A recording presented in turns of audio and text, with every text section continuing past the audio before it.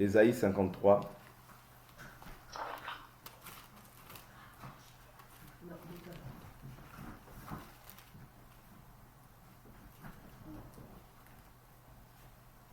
Nous allons prendre le verset 10. La Bible nous dit, il a plu à l'Éternel de le briser par la souffrance, après s'être livré en sacrifice de culpabilité, il verra une descendance et prolongera ses jours. Et la volonté de l'Éternel s'effectuera par lui. Amen. Donc hier on a essayé de toucher un peu l'écriture de 1 Pierre, qui nous montre que on a essayé de voir un peu la culpabilité, vous voyez, la culpabilité que peuvent éprouver les hommes, que tout être humain qui a cru en Jésus, parce que je vous dis toujours que le malin, le diable, lui, va essayer de vouloir te faire culpabiliser par rapport aux choses que tu as peut-être fait dans le passé. Vous voyez, le diable va toujours agir comme ça. Mais si tu es un enfant de Dieu, pourquoi cela? Parce que s'il a agi comme ça envers notre maître, souvenez-vous, quand il a dit, si tu es enfant de Dieu, jette-toi. Si tu es enfant de Dieu, fais ceci. Si tu es fils de Dieu, fais cela. Vous voyez? Mais l'enfant de Dieu doit aussi avoir la parole de Dieu en abondance, afin que quand le diable aussi vient, il puisse répondre aussi, il est aussi écrit. C'est très important. Vous voyez? Parce que le diable vient avec la parole. Le diable connaît la parole. Le fait d'avoir la parole ne veut pas dire que tu as Dieu. Ok? Parce que beaucoup de gens disent, ah, il connaît la parole. Non. Connaître la parole ne veut pas dire que tu as Dieu. Le diable aussi connaît la parole. Donc ce n'est pas la parole, le fait d'avoir la parole qui est important, mais c'est le fait de pouvoir mettre en pratique les commandements du Seigneur. Vous voyez? C'est ça qui est important. Donc, le diable connaît la parole. On a vu que la culpabilité, c'est des fois un sentiment qui anime beaucoup de gens. Vous voyez? La culpabilité. Et nous, en tant qu'enfants de Dieu, nous avions vu que Jésus a effacé tous les actes que nous avions produits ou faits dans le passé. Vous voyez? Mais maintenant, c'est vrai qu'il y a aussi les conséquences des actes que nous avons posés. Je prends un exemple. Paul, il avait persécuté beaucoup de gens à Jérusalem. Et du fait qu'il avait persécuté beaucoup de gens, le Seigneur lui dit qu'ils n'écouteront pas ton témoignage. Vous voyez? Ils n'écouteront pas ton témoignage. Parce que Paul était connu comme un persécuteur. Paul était connu comme quelqu'un qui faisait du tort à l'église. Et même lorsqu'il est venu au milieu des chrétiens, les gens avaient des doutes. Ils avaient peur de lui parce qu'ils le connaissaient comme étant quelqu'un qui persécute l'église. Donc les répercussions des actes que nous avons posés, ça joue aussi. Voilà pourquoi la Bible nous dit que, c'est pas parce que nous sommes sous la grâce que nous pouvons commencer à marcher comme on veut. Non. La Bible nous dit, ne faites pas de la liberté un prétexte pour vivre dans le libertinage. Vous voyez? Donc la liberté que nous avons en Christ, nous sommes libres. Vous voyez? Nous sommes libres, mais nous ne devons pas faire de cette liberté un prétexte pour vivre selon la chair. Vous voyez? Donc c'est très important de comprendre ces choses-là. Parce que je vous ai dit que le rôle du Saint-Esprit, c'est de venir aussi détruire les œuvres du diable. Pas moi, c'est le livre de 1 Jean qui dit ça. Vous voyez, le Fils de Dieu est apparu afin de détruire les œuvres du diable. Ok? Donc nous sommes de Dieu. Nous avons pour but de pouvoir observer les commandements de notre Seigneur. C'est ça qui fait de nous des enfants de Dieu. C'est ça qui nous distingue parmi ceux qui ne croient pas. Parce que la Bible nous dit, on verra. Je vous dis toujours ça, on verra la différence entre ceux qui servent Dieu et ceux qui ne servent pas. Ce n'est pas parce que tu vas à une église que tu sers Dieu, non. Ce n'est pas parce que tu écoutes la parole que tu sers Dieu, non. Le service va être lié à ton style de vie, à ta manière de mettre la parole en pratique. C'est ça qui va déterminer le fait que tu serves Dieu ou pas. Parce qu'aujourd'hui, il y en a beaucoup qui vont, par exemple, dans des endroits d'église, ce n'est pas mauvais, c'est une bonne chose, mais ce n'est pas ça qui détermine le salut. Ce n'est pas ça qui détermine que toi, tu appartiens à l'église corps du Christ. Parce que ceux qui seront sauvés, ce n'est pas forcément ceux qui vont dans des assemblées locales, mais c'est ceux qui appartiennent au corps. C'est ceux qui ont été maintenant ajoutés à l'église. Ceux-là seront sauvés. Vous comprenez? Parce que ceux-là ne se sont pas limités simplement à écouter la parole, mais ils ont mis aussi la parole en pratique. Vous voyez? Parce que c'est ça qui... Le fait de mettre la parole en pratique, ça te brise et c'est ça qui te distingue. Je prends une écriture. Rapidement.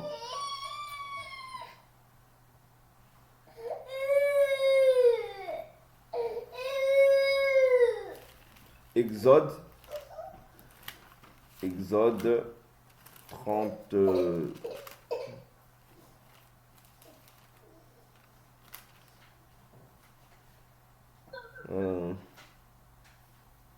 Exode chapitre.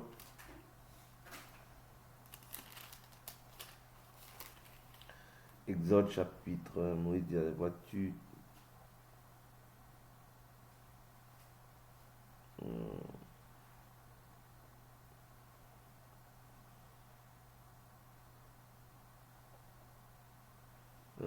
Voilà, Exode chapitre 33, je prends le verset 13. Maintenant, ça c'est Moïse qui parle. Hein. Maintenant, si j'ai obtenu ta faveur, fais-moi connaître tes voies, alors je connaîtrai et j'obtiendrai ainsi ta faveur. Vois cette nation et ton peuple. L'Éternel répondit, je marcherai moi-même avec toi et je te donnerai du repos. Vous voyez, quand l'Éternel marche avec toi, il doit te donner forcément du repos. Voilà pourquoi même Jésus est venu à répéter ces choses-là d'une autre manière. Venez à moi. Vous tous êtes fatigués, déchargés, je ferai quoi? Je vous donnerai du repos. En réalité, quand tu viens à Dieu, Dieu te donne le repos.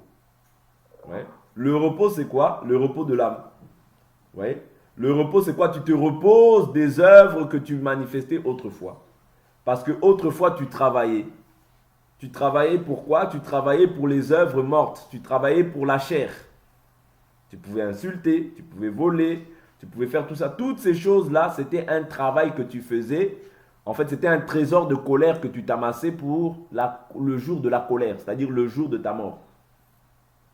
Vous voyez, c'était un travail que tu faisais. Mais quand tu viens en Jésus, tu te reposes maintenant de tes œuvres. Et tu manifestes maintenant des œuvres de justice et non plus des œuvres mortes. Est-ce que vous comprenez?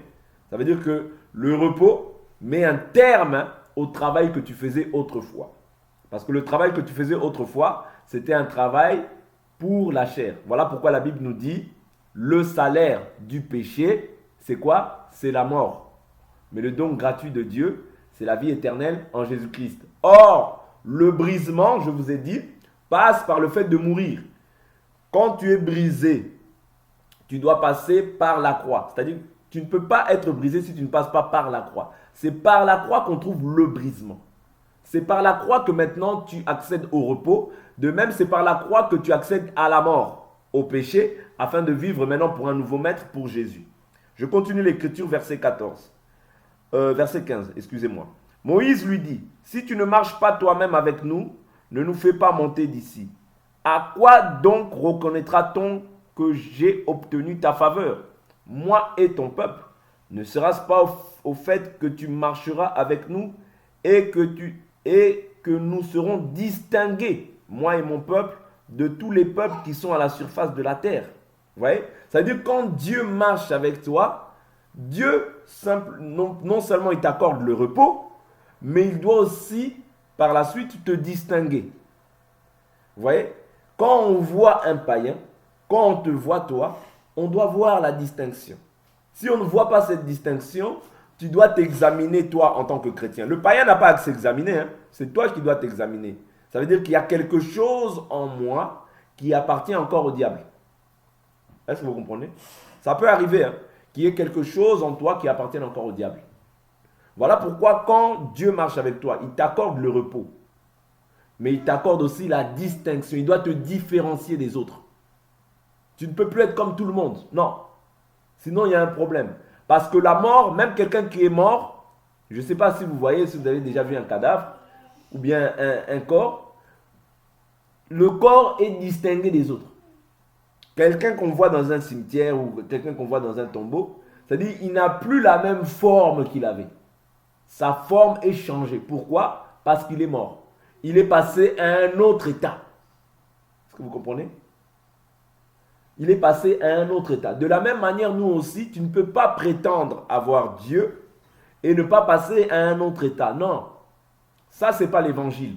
L'évangile doit te changer non seulement intérieurement, renouveler en toi des pensées saines, pures, toutes ces choses-là, manifester en toi l'amour, la joie, le caractère de Christ, c'est le fruit que manifeste le Saint-Esprit, mais néanmoins, extérieurement, on doit voir aussi ce que tu crois intérieurement. Parce que le repos, en réalité, c'est la mort pour toi. Le repos, c'est la fin des œuvres mortes. Est-ce que vous comprenez? Il y a un salaire qui est réservé pour ceux qui vivent selon la chair. Le salaire du péché, c'est la mort. Mais nous, la Bible nous dit, que dirions-nous? Pécherions-nous afin que la grâce abonde? Certes, non. Si nous sommes morts au péché, vous voyez? C'est-à-dire nous sommes morts au péché parce que nous avons mis un terme à notre vie ancienne. Et ça passe que par le brisement. Vous voyez? Parce que celui qui vient briser, mettre un terme à ta vie ancienne, c'est le Saint-Esprit. Vous voyez? Le Saint-Esprit vient mettre un terme à ta vie ancienne afin que tu marches maintenant en nouveauté de vie. Et la nouveauté de vie doit te distinguer. S'il y a encore des choses en toi qui sont du diable, mon frère, ma soeur, tu n'en as pas encore fini pleinement avec le péché. Voilà pourquoi la Bible nous dit, nous n'avons pas encore résisté jusqu'au sang. Tu dois résister. Tu dois résister, même si cela doit engendrer le fait qu'on te tape, résiste. Parce que le péché, on le résiste. Vous voyez? Le péché, on le résiste. On ne se soumet pas, parce que si tu te soumets, la Bible nous dit toute personne est esclave du péché qui a triomphé sur lui. Vous voyez? Or, l'esclave ne demeure pas dans la maison, mais le fils y demeure. Vous comprenez? L'esclave, c'est qui? C'est le païen. Le païen ne peut pas demeurer dans la maison. Mais le fils, l'enfant, en réalité, lui demeure. Pourquoi? Le fils, c'est celui qui fait la volonté de Dieu. Vous comprenez? Mais l'esclave ne demeure pas dans la maison. Ok? Voilà pourquoi nous devons faire tous nos efforts pour pouvoir mener une vie de sainteté et pour pouvoir être distingués. Acceptons d'être méprisés. On a vu hier Pierre, l'écriture de 1 Pierre qui nous dit quoi? Approchez-vous de Dieu, approchez-vous de lui, pierre vivante, choisie. Tu es le choix de Dieu. Dieu t'a choisi. Mais tu n'es pas simplement choisi, mais tu es précieux. Or, si tu es précieux, ça veut dire que tu as de la valeur aux yeux de Dieu. Peut-être aux yeux des hommes, ils te rejettent, ils te méprisent. C'est tout à fait normal, tu sens mauvais pour eux. Parce que tu as l'odeur du cadavre en toi. Un mort sent mauvais. Vous voyez? Un mort sent mauvais. Naturellement, toi aussi, tu dégages la mort pour les gens de ce monde. Mais tu dégages une bonne odeur pour les chrétiens. Quand les chrétiens ils voient, ah ça c'est mon frère. Parce qu'ils manifestent des bonnes œuvres. Mais quand les païens te voient, ils se sentent jugés, ils disent, ah lui, il est comme un vieux. Vous comprenez? Donc c'est ça la différence. Dieu nous distingue par ce moyen-là. Voilà pourquoi nous ne pouvons pas chercher, un chrétien ne peut pas chercher à plaire au monde, c'est-à-dire à imiter les gens de ce monde. Non, si tu fais ça, tu n'as pas compris. Le but de l'évangile, c'est de ramener une distinction sur tous les points. Sur tous les points. Je ne dis pas que tout est mauvais, mais néanmoins, sur les points qui s'opposent à la parole, moi je dois me positionner toujours pour la parole. Même si cela doit faire en sorte que les gens me détestent, ce n'est pas grave. Toi, tu es choisi et tu es précieux. N'oublie jamais ça. Tu es précieux aux yeux de Dieu. Que tes enfants, ta femme, ton père, ta mère, ta tante, qui que ce soit, que rien ne puisse t'éloigner du Seigneur. Rien. Si ce n'est la mort. Rien. Parce que ça, c'est ta vie. Vous voyez? Ça, c'est ta vie. Et nous croyons que ce que nous croyons aujourd'hui a la capacité de nous garder même quand tu mourras. C'est-à-dire Dieu te gardera ton âme même quand tu mourras. Mais ton enfant, si toi tu te positionnes pour ton enfant, tu te positionnes pour ta femme, tu te positionnes pour ton père, tu te positionnes pour ta mère, c'est bien. Mais est-ce qu'ils ont la capacité de pouvoir garder ton âme? Non. Le jour où tu mourras, même si tu leur dis, bon, viens mourir avec moi, ils n'accepteront pas. Vous comprenez? Voilà pourquoi, certes, le salut c'est un salut en commun, mais c'est un salut aussi individuel. Parce que la Bible nous dit que la foi a été transmise une seule fois pour tous les saints. Là, c'est en commun. Mais il y a le salut aussi individuel. C'est-à-dire, la Bible nous dit, celui qui croira sera sauvé, celui qui ne croira pas sera condamné. Or, quelqu'un peut dire qu'il croit, mais dans la marche, on commence à voir qu'il commence à manifester des œuvres mortes. C'est-à-dire qu'il commence à vouloir faire revivre l'homme ancien. Non, on doit dire, si même cela doit entraîner la séparation, gloire à Dieu. Moi, je me suis positionné pour Dieu. Positionne-toi toujours pour Dieu. Parce que c'est Dieu qui est notre absolu. Si nous nous réunissons, ce n'est pas pour nous faire voir, mais c'est afin d'élever notre Dieu. Afin que Dieu prenne la place. Afin que Dieu règne. Afin que Dieu soit le roi dans la vie de chacun d'entre nous. et que les désirs de la chair, tout ce qui est mauvais, tout ce qui est les mauvais désirs, les mauvaises pensées soient détruits au nom de Jésus. Parce qu'aujourd'hui, il y a beaucoup de gens qui vivent maintenant dans la complaisance. C'est-à-dire pour plaire aux gens, ils disent « Oh non, je ne veux pas lui dire ça parce que si je lui dis ça, bon, il va se fâcher, il va partir. » Qu'il parte. Qu'il parte. Notre Dieu n'est pas un Dieu de complaisance. Or, comme c'est mon enfant, si je lui dis ça, bon, il ne va plus me parler. Qui ne me parle plus? Dieu m'est venu. Jésus a dit, je ne suis pas venu pour amener la paix, mais l'épée. Et l'homme aura pour ennemi les gens de sa maison. Mais si tu as Dieu pour appui, Dieu te gardera de toute détresse. Soyons réellement sans état d'âme. Sans état d'âme. Parce qu'aujourd'hui, ce qui tue beaucoup les gens, c'est quoi? Les états d'âme. Oh non, tu vois, c'est ma femme. Si je lui dis ça, elle va... Mais ta femme, est-ce qu'elle a la possibilité de retenir ton souffle même 10 minutes dans ta vie? Oh non, c'est mes enfants. Je ne peux pas leur parler comme ça. Tu leur dis la vérité. Toi, tu es établi pour la vérité, pas pour le mensonge. La Bible nous dit il n'y a pas de vérité, il n'y a pas de mensonge dans la vérité. Vous comprenez? Pas d'état d'âme dans la parole, frère. Pas d'état d'âme. Dans la parole, la Bible, d'ailleurs Paul a dit, hein, l'Écriture dit quoi? Désormais, nous ne connaissons personne selon la chair. Donc, même ma femme, même mes enfants, je ne vous connais pas selon la chair. C'est-à-dire, dans la parole, on ne se connaît plus. On se connaît comme ça, oui. Mais la parole reste la parole. Parce que tout homme doit être menteur et Dieu seul doit être reconnu comme vrai. Voilà pourquoi dans la parole, pas de compromission. Tu blagues, on blâme. Parce que quand on blague, en réalité, on blague avec Dieu. Voilà pourquoi, en fait, Dieu, par amour, il te ramène le blâme, il te blâme afin de revenir. C'est ça l'amour véritable. Parce que celui qui ne t'aime pas, il va pas te dire la vérité. Il va te dire, ah, c'est son problème. Qu'il fasse comme il veut. Il fasse comme il veut. Mais ça, en réalité, ce n'est pas l'amour. Parce que quelqu'un qui ne te dit pas la vérité, c'est quelqu'un qui veut que tu te perdes et que tu t'éloignes, en fait, que tu t'éloignes de la vérité.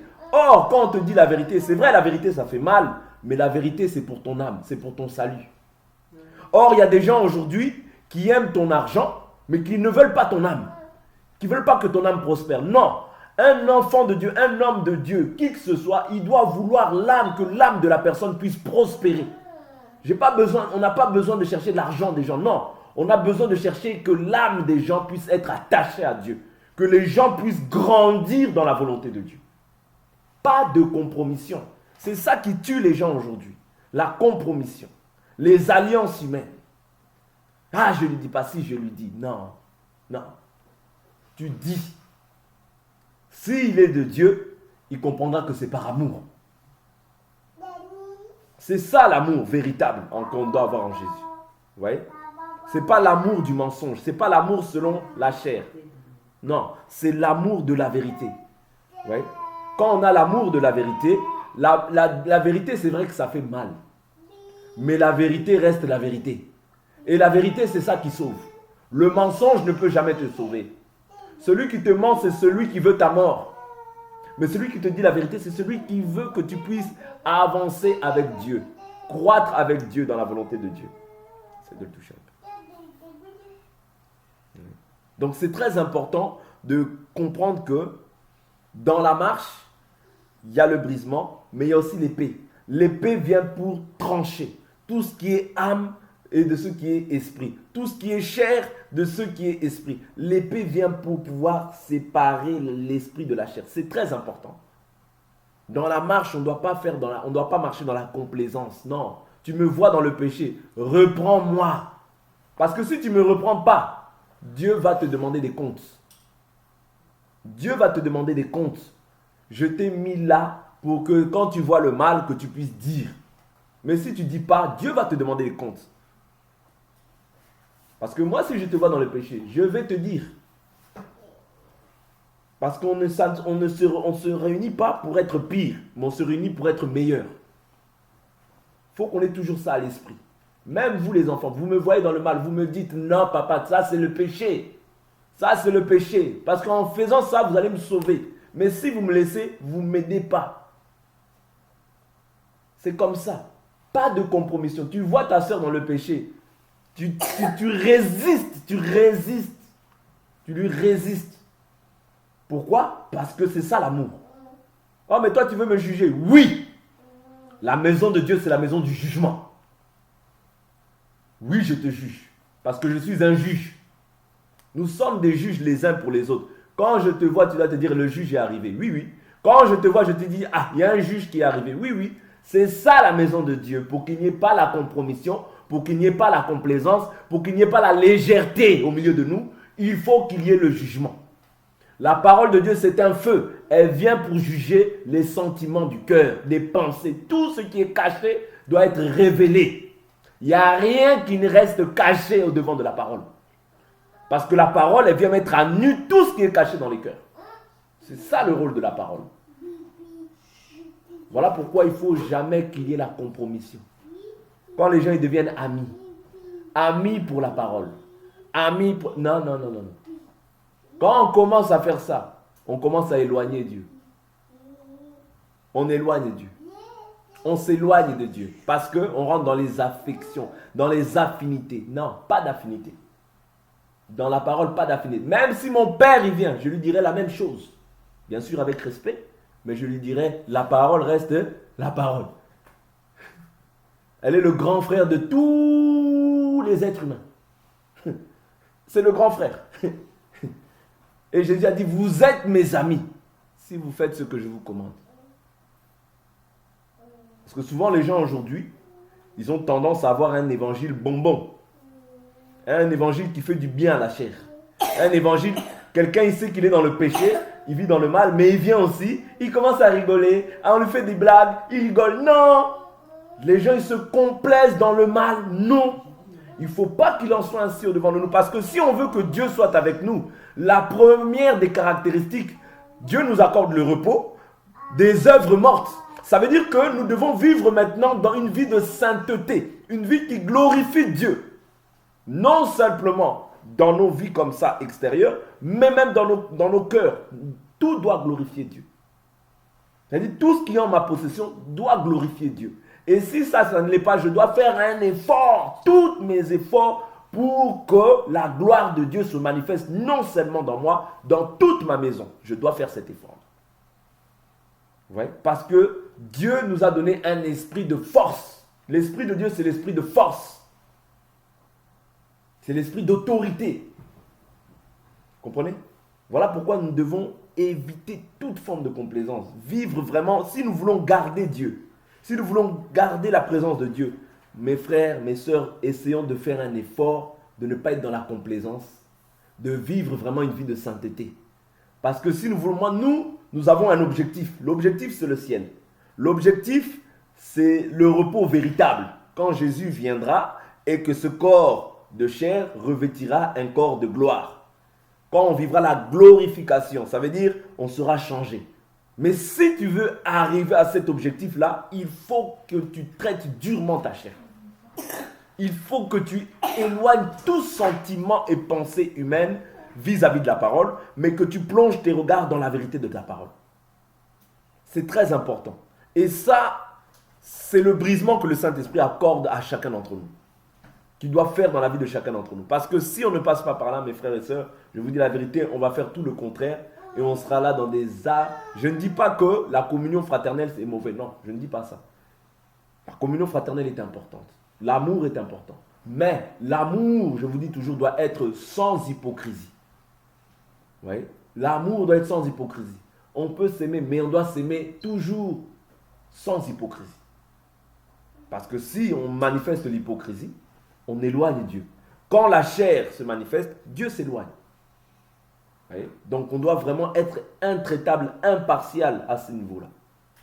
Parce que nous voulons voir Dieu en l'œuvre. Nous voulons voir la gloire de Dieu se manifester. Eh bien, si nous voulons voir la gloire de Dieu, Dieu a dit, Moïse a dit quoi? N'est-ce pas au fait que tu sois avec nous et que tu nous distingues parmi les peuples? Tu veux être distingué? vis la sainteté. Tu veux être distingué, sois impartial dans ton jugement. Sois juste dans tes voies. Si ma femme a péché, je ne veux pas commencer à camoufler. Bon, ben non, non, je te dis, tu as péché. Et si tu n'es pas content, c'est ton problème avec Dieu. Moi, devant Dieu, je t'ai dit. Si mon fils a péché, je te dis, tu as péché. Ce que tu fais n'est pas bon. Je ne vais pas commencer à te cajoler. Non. Parce qu'on est des frères selon la parole avant tout. À part si tu me dis, moi, je suis païen. Maintenant, moi, je te considère comme un païen. Vous voyez? Parce que même vous, n'imaginez pas que vous êtes mes enfants, je vais vous faire des cadeaux. Il n'y aura pas de cadeaux. Par rapport à la parole, il n'y a pas de cadeaux. On ne connaît personne selon la chair. Et la Bible nous dit, Lévi n'a ni frère, ni père, ni mère. Elle dit, quant à ce qui concerne la parole, Lévi ne connaît plus personne. Quand Moïse a dit, quand le veau d'or a été fait, Moïse a dit, prenez l'épée. Qui était avec lui? Les Lévis. Les Lévis ont pris l'épée. Il a dit, tuez tous ceux qui ont péché. Père, mère, ils ont tué.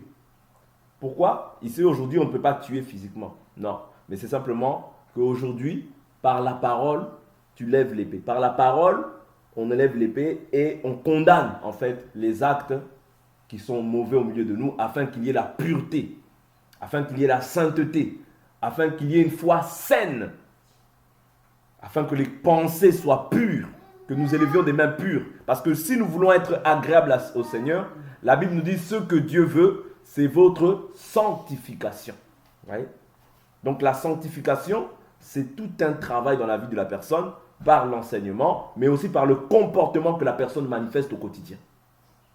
On ne peut pas prétendre être saint et avoir pour modèle les païens. Non. Si on est saint, on est saint. Celui qui est avec moi, celui qui n'est pas avec moi est contre moi. C'est ça que Jésus dit. Et celui qui n'assemble pas avec moi, il fait quoi? Il disperse. Donc vraiment, c'est le partage que je voulais partager avec vous. Vraiment, le brisement, c'est large. Mais je pense qu'on va mettre un point virgule par rapport à cet enseignement. On reviendra peut-être sur certains points, mais néanmoins, s'il vous plaît, essayons d'être impartial.